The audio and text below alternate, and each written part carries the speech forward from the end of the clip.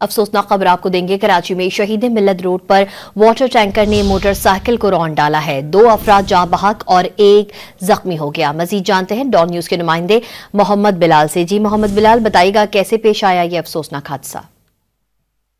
जी बिल्कुल, देखिए टिप्पू सुल्तान रोड शहीद मिल्लत ब्रिज के करीब वाटर टैंकर ने बाइक सवारों को कुचल दिया है। इस हादसे में बाइक सवार 2 अफराद जाँ बहक हुए हैं, जबकि 1 शदीद जख्मी हुआ है, जिन्हें तिब्बी इमदाद के लिए जिला अस्पताल मुंतकिल कर दिया गया है।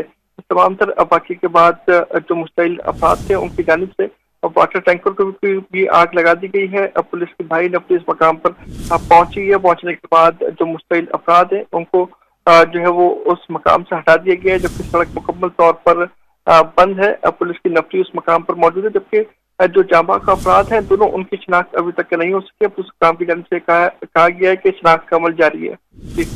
मोहम्मद बिलाल अपडेट कर रहे थे, आपका बहुत शुक्रिया।